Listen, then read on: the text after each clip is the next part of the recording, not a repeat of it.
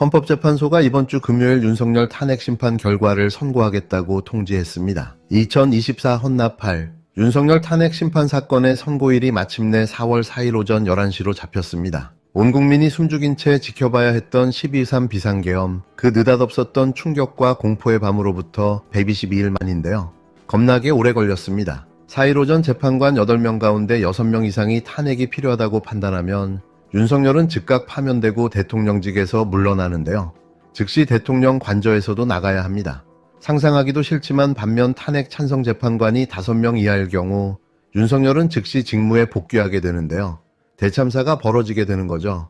국회는 윤석열이 위헌 위법적 비상계엄을 선포하고 국회와 중앙선관위 등의 군대를 투입했다며 탄핵안을 통과시켰는데요. 윤석열 측은 계엄은 경고성이었고 정치인을 체포하거나 의원들을 끌어내라고 지시한 적이 없다는 입장을 고수했습니다.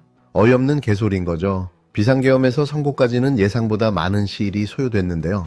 마침내 윤석열이 계엄을 선포한 지 123일째, 국회가 탄핵 소추안을 의결한 지 111일째 되는 날 선고가 이루어지게 된 겁니다. 헌재는 사안의 중대성과 국민적 관심을 고려해 선고 생중계와 일반인 방청을 허용하기로 했는데요. 그동안 수많은 시민들이 애타게 탄핵 심판 선고일을 기다려왔는데 마침내 그날이 온 겁니다. 윤석열의 탄핵 선고 기일이 오는 4일로 확정되면서 최근 일각에서 거론됐던 이른바 5대3 설이 설득력을 잃었다는 평가가 나오고 있는데요. 그간 헌법재판소는 재판관 1명이 빠진 상태에서 5대3으로 의견이 갈릴 때는 남은 공석이 채워질 때까지 선고를 미뤄왔습니다. 나머지 1명의 의견에 따라 6대3으로 선고 결과가 뒤집힐 수 있는 상황에서 결론을 내리는 게 헌법재판소 제도를 도입한 헌법 취지에 맞지 않는다고 본 건데요. 그런 만큼 헌재가 선고 기일을 지정했다는 건 대통령 파면 의견을 낸 재판관이 이미 6명을 넘었거나 아니면 아예 4명 이하라는 것을 뜻한다는 해석이 나오고 있습니다. 이렇게 되면 마은혁 후보자가 임명이 되든 안 되든 탄핵 결과에 영향을 미치지 않는데요.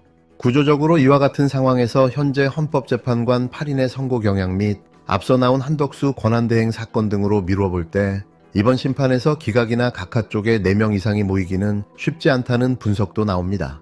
최근 재판관 평의가 잇따라 짧게 끝났던 점도 이미 결론이 났기 때문 아니겠느냐는 분석에 무게가 실리고 있는데요. 이에 따라 야권에서는 선고기일 확정을 크게 반기고 있는데 윤상현 의원 등 여당 일각에서는 당연히 기각이나 각하될 것이라며 여전히 인용 가능성이 낮다는 주장을 내놓고 있습니다. 과연 그럴까요? 이번엔 제발 틀렸으면 좋겠는데요. 하지만 모든 정황과 상황을 비춰볼 때 거의 파면이 확실시됩니다. 윤석열 파면 정황은 이곳 저곳에서 드러나고 있는데요. 특히 헌법재판소가 선고 생중계와 일반인의 방청을 허용한다고